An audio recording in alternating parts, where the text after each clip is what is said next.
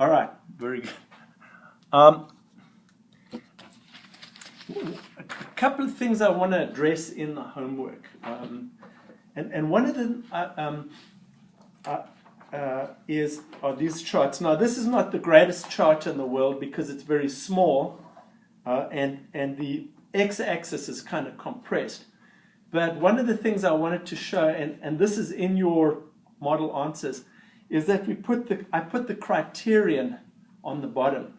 So it's fairly easy to do. You can put a line in, or you can sort of work it out. You can actually put the data in and say the criterion is 4 milligram per liter.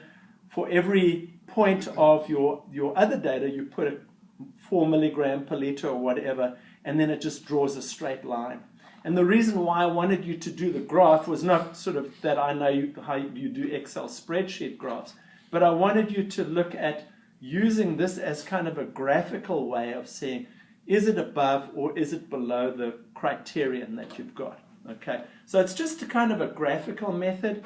If any of you guys want me to give you an example, you know, Buzz, just can you give us a spreadsheet or something with that, with an example, because I don't know how to do that.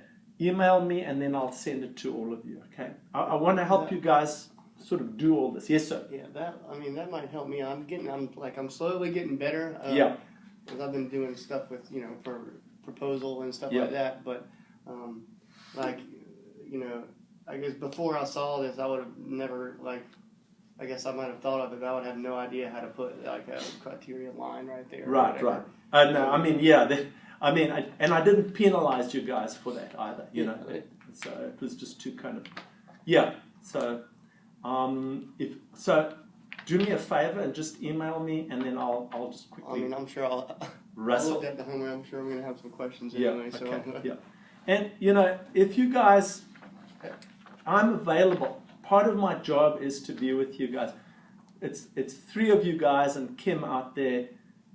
It's not a bother if you call me up and say, Buzz, I need to sit down and talk with you because this stuff's messing with my head.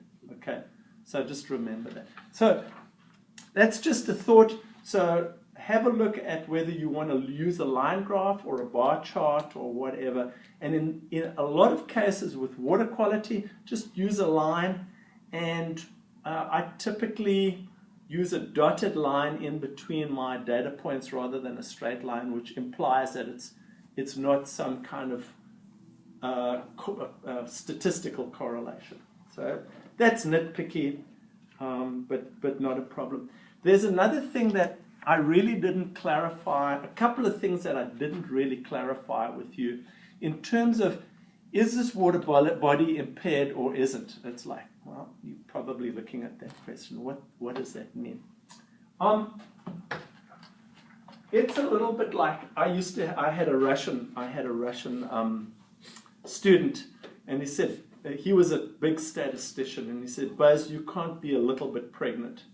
So you can't be a little bit over or a little bit under the criteria. You are or you aren't. And so we'll look at it a little bit more later on, but it's very difficult to really often measure how far out or how close you are to those criteria. So often what happens, if you have a criteria of phosphorus of 0.04 milligram per liter, and you're looking at in the summer, June, July, August, September, and you've got 0.05, 0.063, 0.039, 0.047. How many times have you exceeded this water quality criterion? That's your criterion, and you've got 5.6, 0.063, 0.039, and 0.047. So 3 of the 4. 3 out of the 4 times. And if you have a look at South Carolina regulations, if you had 12 months and you exceeded that criterion just once, it would be actually impaired. Now, if you have a look at your, and I don't necessarily agree with that because you had one big storm surge and you happen to take your sample there, you're going to be impaired. You know, it's almost impossible. I like the approach. There's a more statistical approach, very simple, that they take for bacteria. And they say no more than 10% of the samples may exceed X. So let's say I have, collected over the last 10 years 120 samples. That means if more than 12 of my samples exceeds 400 fecal coliform per 100 milliliters, then I'm out of compliance or my water body is impaired. It's on the 319 list, 303D list. We'll also get to that later. But if it's under that, if you've got like 11 out of 120 samples, you've got storm surges, where, all sorts of heck breaks loose. You can't, and the reason is, you can't manage for every contingency. You can't, as much as all of us want the streams to be absolutely perfectly clean, we do not have the resources to make these streams cleaner than they were, 200-300 years ago. So that's kind of the reason there. Yes, sir. So in that bacterial example, there's no time limitation to that? Because you said over 10 years you can collect this many. Actually, that's a great point. They actually talk about over the last 30 days. Okay. But in practice, what I see is that they will, deheck samples once a month at best in the old days. They have a lot less resources now. And they will look back at their data 1, 2, 3, 4 years and just take all those data, which I think is a reasonable approach. So if you're only sampling once every 2 months now or whatever, do they then use a statistical method to determine whether this particular point value exceeds the criterion? Because I can see a scenario where it is close to it and they'll worry about, right. I mean, if you're only sampling 6 times a year. Yeah, they don't worry. Let me answer your question directly. If they sample twice every month, they will definitely look. But it's dichotomous. It's like exceed, doesn't exceed, exceeds 75% of the time. Okay, in the case of nutrients, it may not exceed once, which again I don't think is right. But with fecal coliform, if they look at it that way, they don't worry about that. And the main reason is we have 900 or more than 900 sampling stations in the whole state. So you're just overwhelmed with the data. And so you have to find a way to kind of prioritize your data in that way. Okay. So when I talk about, when we talked about that water body, is it impaired or not? It's impaired for nitrogen because we had 2 dates where it was over, and it was impaired for phosphorus because I think 10 out of the 12 samples were over, but it's not impaired for dissolved oxygen. So it's impaired for those things. Well, the dissolved oxygen criterion quotes like a daily average, as you mentioned. Yeah. And so I guess I hedged my answer there, saying that assuming this point value in the month is representative of every value in the month, then yes, it's not impaired. However, if the average drags it lower, then it could be. And I'm not sure if I answered that. I don't know if I commented on that. I don't know if you saw I sent you an email. Yeah, no, I haven't. Okay, so have a look at my comments. Okay. But the and I think you might have also mentioned both of them. But the thing is that if the fact is that unless we have a probe in the water that measures hourly DO, basically the reality is a guy goes out there, if it's not too rainy, not too... do you guys mind if I take my shoes off? Okay. Sorry. He's going to go out not in rain or shine. He's going to go out when it's good weather, and he's going to take a sample and he's going to come back. So it's kind of a grab sample, and that's what we have to go by. So that's the reality of it. So humans are sampling it, and unless told otherwise, assume it's taken from a grab sample.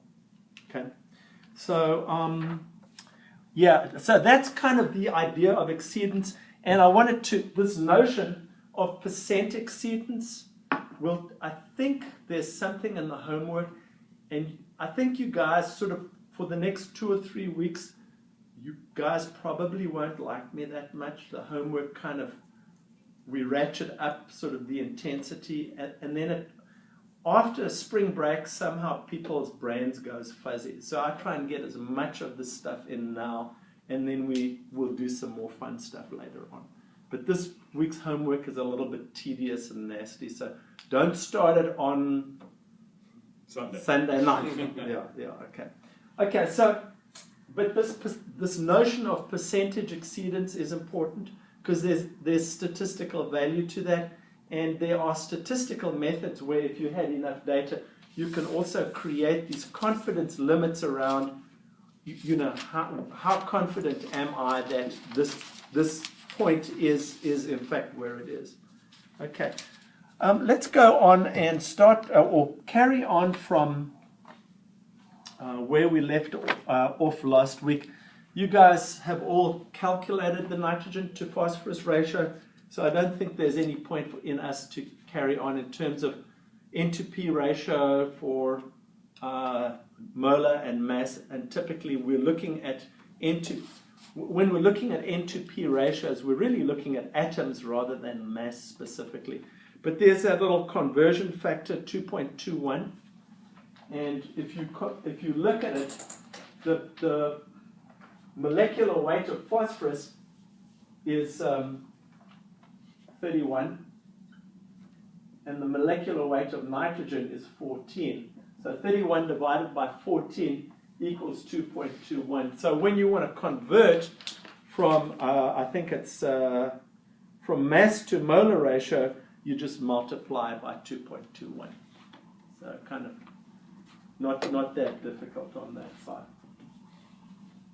So I just wanted to kind of give you that rationale. Let's carry on and talk a little bit about nutrient cycles. And I think I might have confessed to you, all my confessions from last time are over, but the whole notion of nutrients, I'd say, well, nitrogen and phosphorus and potassium, I know they kind of have different cycles, but it's all kind of the same. It goes into the ground and into the plant, and nothing could be further from the truth. And the fact is that nutrients like carbon and nitrogen are nutrients that are basically brought into the biocycle through energy from the sun, through photosynthesis. Now, nitrogen is indirectly brought into that cycle. So let's, we more or less know what carbon is. It's brought into plants through photosynthesis. It's brought into their bodies. The plants then produce sugars, attracting other organisms around their roots, and then those then have symbiotic relationships with them. And one of those symbiotic relationships is this little guy called Rhizobia. Excuse me, not Nitrobacter. So if we look, and I'm going to jump back a minute, fundamental difference between nitrogen and phosphorus cycles. What is that fundamental difference there? Nitrogen's in the atmosphere, phosphorus is in the earth. That's right. If you're going to go look for nitrogen, you're not going to look sort of 200 meters below the crust of the earth. You're going to look for it up in the atmosphere. If you want to look for phosphorus, go pick up a handful of dirt. Okay, so fundamentally, that's the difference. And when we look at nitrogen, nitrogen's this amazing, it's this amazing molecule that allows, I think there are 7 different oxidative states that it has. And I won't try and count too much, but let's have a look at that nitrogen cycle. Starting, I'm going to play musical. I really need to get some new ones. Starting with atmospheric nitrogen. And basically, these days, I think the Haber process actually, if I'm not mistaken, brings in more nitrogen from the atmosphere than nitrogen fixing bacteria, but I might be wrong on that one. But let's have a look at the natural cycle.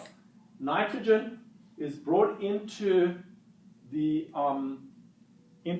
natural system by N-fixing bacteria. Now, nitrogen-fixing bacteria typically, there are different ones, but the typical ones are on legumes, but you also find them, I think, on alders and some hibiscus plants. But the most, and again, don't worry about too much of the details. The idea is that these are bacteria that are fixing nitrogen. The most sort of common ones we know of are Rhizobia, and you'll find them on nodules in things like clovers, in peas, in beans. They have these white nodules, and you pick, you take the plant and you pull it up by the roots, and you think, oh man, the plant's sick. It's actually not sick. The nodules actually infest those roots and basically create the nitrogen. What do they get from the plant in exchange for nitrogen? I mean, or do they just kind of parasitize the plant? They're getting sugars. They're getting polysaccharide, basically sugars, and they're getting mainly sugars and water from the plant, fluids from the plant, because the plant can get those. So there's this exquisite symbiotic relationship that happens there.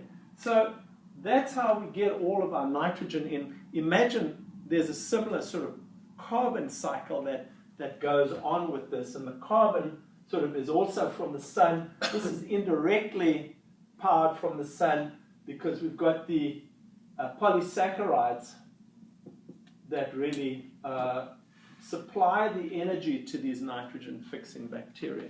So what happens is that in the nitrogen-fixing bacteria, these plants grow, and then eventually they get eaten or they die.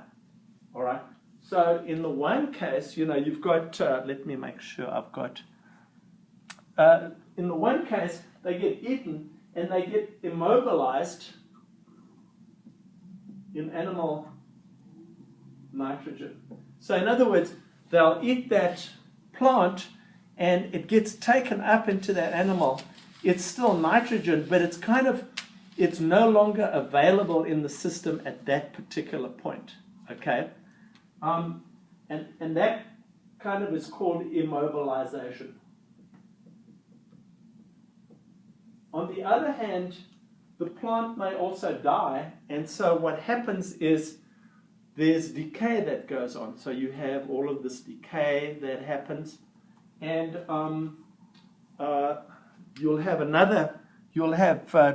it goes into detritus essentially.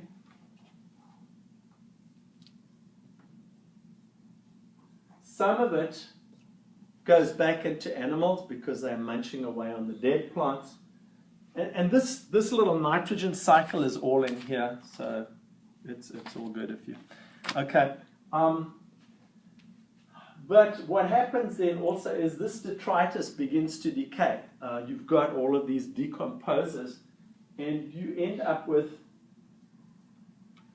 ammonia, or actually ammonium, from that decaying process. And essentially what's happening is you've got these little animals munching away.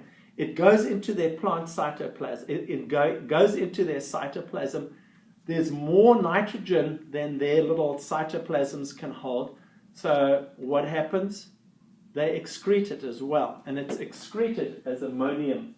Same thing with animals. They can't keep all that nitrogen, and they excrete it, and it comes out as ammonium.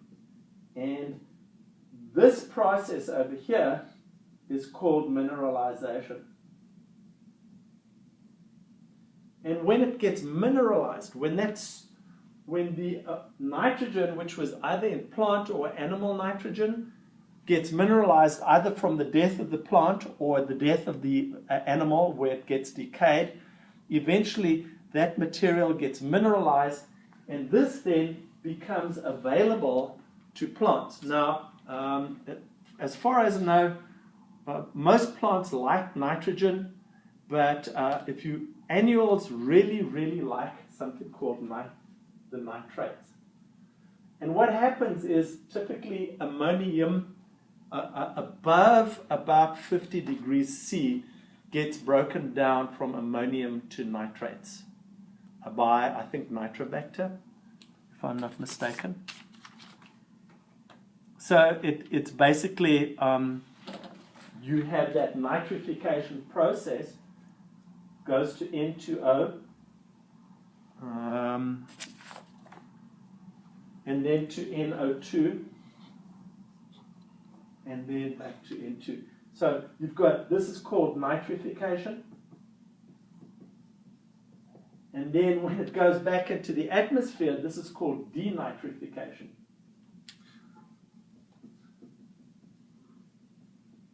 And the reason why I bring this up is that in the natural system, this stuff goes on all the time. It's a cycle, it's run by energy, and there's very, very little leakage. Okay? When we start adding commercial fertilizer, and all of our poop and all of our urine, and we treat all of that as waste instead of a resource.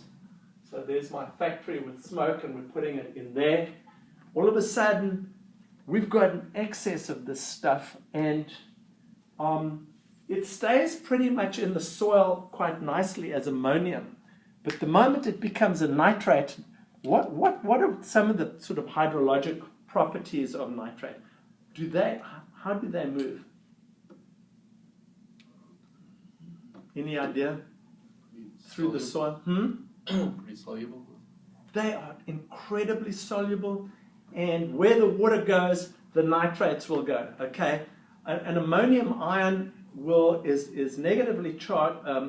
Sorry, not negative. It's positive. Excuse me. An ammonium ion is positively charged, and soil particles are negatively charged. So it comes past a soil particle, it's going to stick on, and it's going to wait to be nitrified, or it's going to wait to be taken up by a plant. Nitrates, boom, they're out of there. And so we have a lot of leakage from the system through nitrates going into soil, groundwater, and also from denitrification, especially where you've got sort of wetland systems. Okay, so it is a natural process, but it gets thrown out of whack over here. So a lot of nitrogen comes into our system through very natural processes, but it's because we have an excess, and we, as a society, tend to treat things like nitrogen, carbon, and phosphorus more as poisons than as resources. Okay, so when you're thinking about addressing problems overseas in terms of excreta and things like that, start thinking about those things not as sort of harmful things, but as resources. You can put that back in the soil, restore the soil. But that's another class that you guys can take if you want to. Okay, so that's the one thing. The other, any questions on that? What drives denitrification? Is it just sunlight? Oh, it's going to be, you've got bacteria that specifically get energy from converting into NO2 to, yeah. So it's just basically bacteria getting chemical energy or basic energy out of it. Yeah, good question. Okay, but everything, if we didn't have sunlight, this thing wouldn't work. Okay, now let's have a look at the phosphorus cycle there. And phosphorus, you already see that phosphorus, really the biggest source of phosphorus over here, and this nutrient cycle is more about nutrients in the water column over here, but phosphorus is going to come from, sorry, I can't see, okay, big source of phosphorus in water bodies is going to be erosion. and basically you've got the sediment coming down into the water column, okay? And it comes down and it ends up as sediments, okay? As sediments over here. And you've got both organic and inorganic. So, okay, tell me what organic and inorganic phosphorus are. Is it a different molecule, or what's that about? Guess organic is bound to carbon. Exactly. So organic phosphorus is going to be phosphorus that's kind of bound. Remember we talked about the Redfield ratio last week? It's going to be bound in the cytoplasm of little sticks and leaves and dead rats and mice and dead bacteria and dead cockroaches and all of that. You've got organic phosphorus that ends up at the bottom. Inorganic phosphorus, by a corollary, is really going to be that it's going to be more. It's going to be phosphorus that's bound to soil particles, or that's part of soil. Because as soil particles get broken down and weathered, phosphorus is released like that. So a lot of it ends up in the sediment and really kind of is precipitated. It's not really in solution. Okay, so let's have a look at that. But you've also got, let me also have a look, you've got stream, river, okay, you've got aerial deposition. So erosion and stream and rivers and all that kind of stuff, that also deposits this stuff down here. There's a certain amount based on this phosphorus becomes DIP, dissolved. Okay, dead and mineral particulate P. Dead and mineral particulate P. So it's phosphorus, but it's particulate. It's not actually dissolved in the water, okay? But what happens through decay,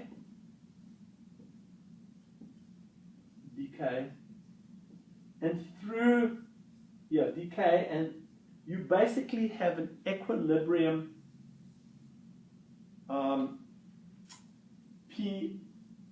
or phosphate 3 minus. Phosphorus as phosphate amount here. And often, so if you've got, for instance, on Lake Wateree, I use Lake Wateree a lot because that's kind of some of my experience. But I mean, if you guys have all gone into some of these lakes and you get to the bottom and you walk on it and there's a sludge, and you pick it up and the sludge is kind of black and it's full of organic material and it's kind of breaking down. Well, part of that breaking down is releasing some of these phosphates into the water column. And I'm doing a much, not as good a job as what you can see over there. So hopefully I'm explaining that to you.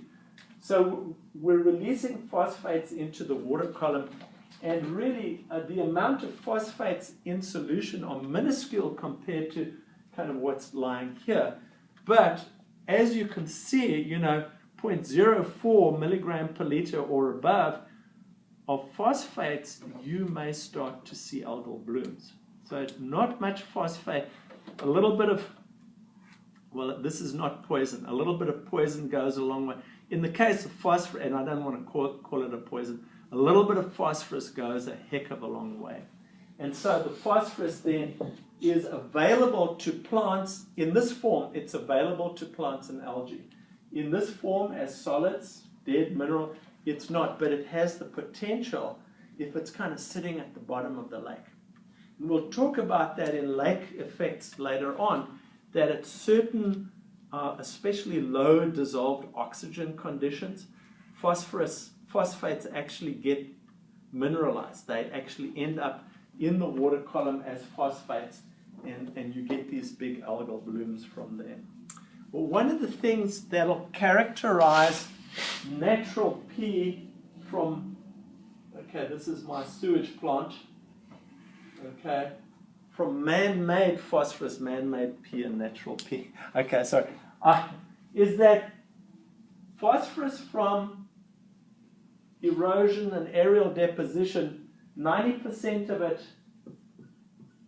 is in solid form, and 10% is dissolved, PO4 3 minus. Okay. Whereas if you go to this outlet here from our friends up in Charlotte on Sugar Creek, about 10% of this is in solid form, and about 90% of this is as PO4 3 minus. So from the get-go, if you've got a sewage outlet, baby, that stuff, that's all dissolved, because, you know, when we pee and we poop and, you know, we've done all the mineralizing and we're making this available. Remember, this becomes available to the plant. That's what allows those plants to grow. And so that's kind of, so PO4 3 minus, that's kind of the, it's a lot more complicated than that, but phosphates really are kind of what make those plants grow.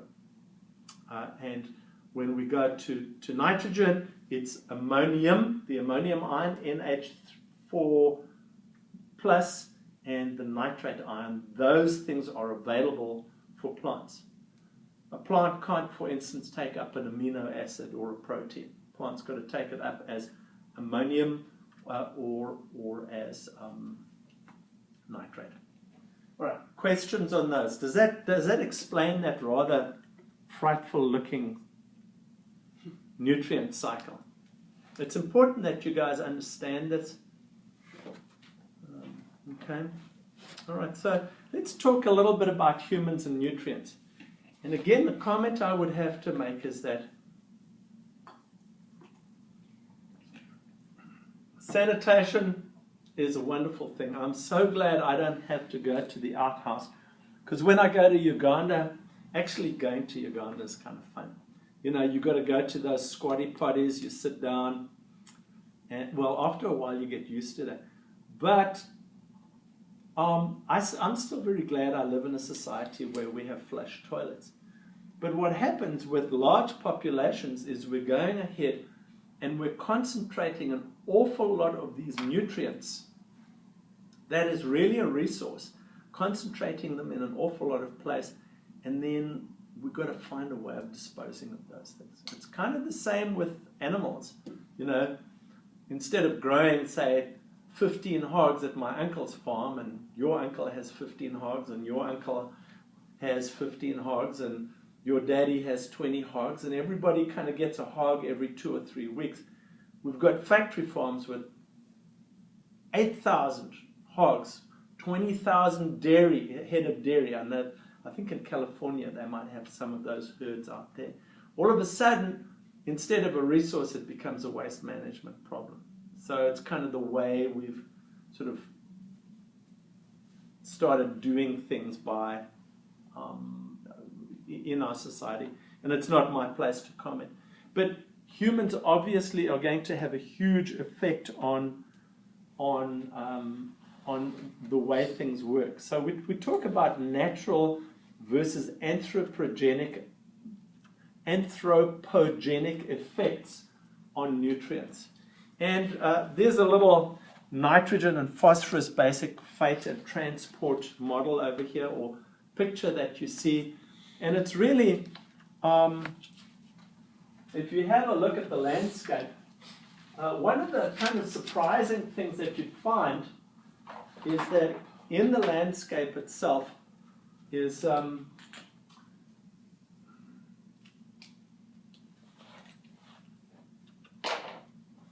primary source of nitrogen is actually from the atmosphere. So especially when you have these thunderstorms, nitrogen actually gets ionized, comes down as nitrates. And I think up to 40% of nitrates we can get from there. Now, once it hits over here, the poor farmers always get it, you know. But if a farmer is not covering his soil. Well, it doesn't matter. If you have a soil that is disturbed, that is easily given to runoff, okay, you are going to have all kinds of problems. Because if you have runoff, that runoff is going to contain with it what? Just kind of throw a couple of things out there. Biggest thing in runoff would be actually sediments. Okay? Sediments containing phosphorus and goodness knows what other things. It's obviously going to contain water. That's a no-brainer. It's going to have some dissolved material. Okay? And in those things are going to be nutrients. It's going to have a lot of organic material, because organic material is light. Organic material would contain phosphorus and nitrogen by definition. So that's going to go down. And all of a sudden, you've got all of this because it's come down. How do we disturb soil? We disturb soil by tillage and then not covering our soil afterwards. We disturb soil by compacting it. You know, we build houses. We build large housing sort of complexes.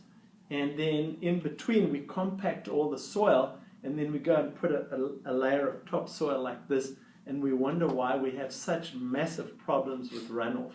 And we've got to build these very, very large catch basins to catch all this stuff, okay? So when soil is disturbed, you find runoff.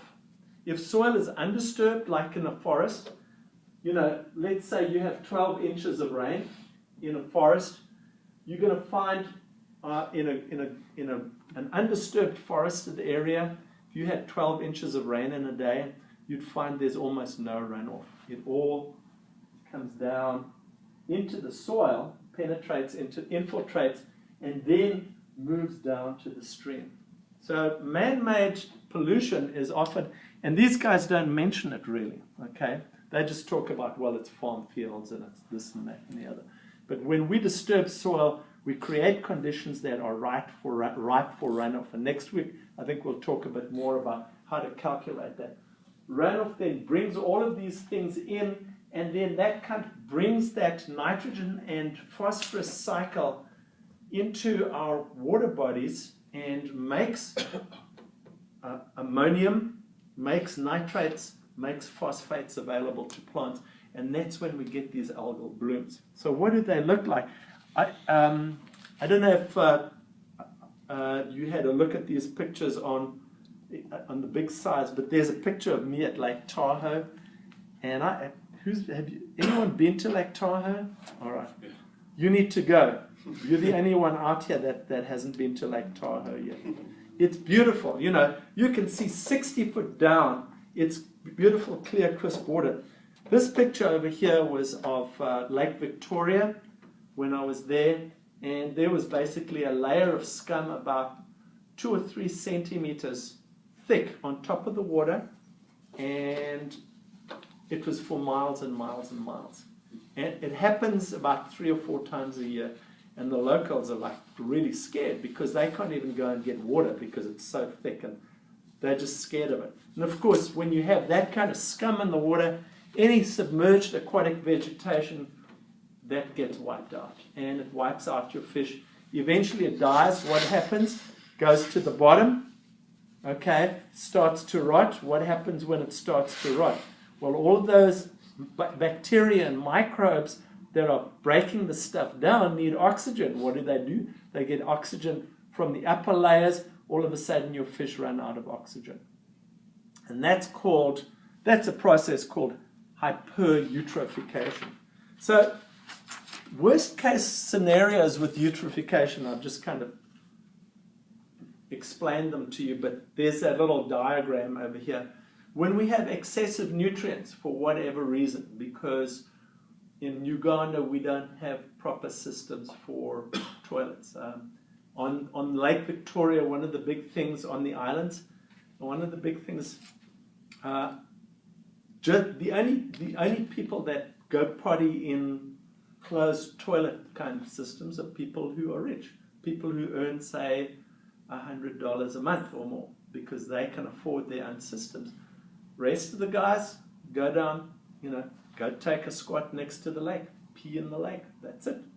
Men, women, the whole shooting match. Where do you go to bath? You go down to the lake. So that's a whole different system, and we get nutrients into the water like that. And that's what gives us the algal blooms, especially very, very large populations on the riparian areas. Now, on the riparian, sort of on the riparian on Lake Victoria. If you come back here, we still have large population areas like Charlotte, but there's a lot more treatment of the sewage and that kind of stuff. But you go to Sugar Creek and you measure it, there's about 3 grams per liter of phosphorus coming down that little creek. And it ends up in lake watering. Okay. Much of it goes to settle at the bottom, but it begins to get into the system when you've got low oxygen content, and it goes back up. So that's kind of some of the mechanisms of excessive nutrients. And what it does is it's going to overstimulate weed and algal growth. And typically what it does is it's indiscriminate. It's going to stimulate all plant growth. So yay, that's a wonderful thing. But when your waters get too productive, what happens is that some of your more unwanted species are much better able to utilize those. So your more unwanted species begin to proliferate so much that they crowd out the good species. You get this algal bloom. What happens? It stays there green for a long time, and all the people say, hey, we've got to do something. And then the next day, it's clear. We had a little bit of a wind or something, it's gone. And then about 3 weeks later, you see the fish belly up. And so that's gone down. It's basically started to decompose. All the little microbes, that's their job. They're decomposing the stuff, using oxygen up, and whoop, you basically have a low oxygen situation. Okay, so that's kind of how that works, and you can see all of the symptoms really of excessive eutrophication. Just one of the things, though, eutrophication in itself is not a bad thing. So natural eutrophication occurs over the period of hundreds and even thousands of years, where a lake naturally would fill up. And so it's just a natural process. We've taken that process from hundreds to thousands of years to 2 or 3 years. And so that's where things get messed up. And we're putting nutrients in the place where they're not supposed to be. And that's why we often characterize things like carbon and nitrogen and phosphorus as poisons. Okay, so let's talk very quickly. I think last time we'd already touched on this whole notion of ammonia versus ammonium under pH conditions. We already touched that, so we don't need to talk about that. When are these nutrients poisonous to us? Now, we've already talked, you've got a boatload of phosphorus in a Coca-Cola or in Dr. Pepper's or in Diet Cherry or whatever. So phosphorus, as far as we know, phosphorus and potassium, we can drink it by the gallon and, we can live and grow fat on it. Nitrates, on the other hand, can be a problem, and at the levels that we typically find them in nature, typically the most vulnerable to them are our pregnant mamas in the Midwest. So what's happened, if you go in the southeast, nitrate concentrations in groundwater are typically no more than, say, 1.5 to 2 milligrams per liter. You go out into the Midwest, where you've had, in the Corn Belt, where you've had years and years and years and years of corn and years and years and years of commercial fertilizer, where that stuff basically nitrifies. It's applied as ammonia or ammonium, but it nitrifies and it leaks down into the aquifer. So you often have aquifers that have over 10 milligrams per liter of nitrates. And in that case, you get that strange named word. I have to always read it.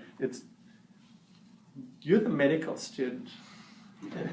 Methamoglymia. It's called we're going to call it blue baby syndrome, but I think it's called Methamonoglymia or something like that.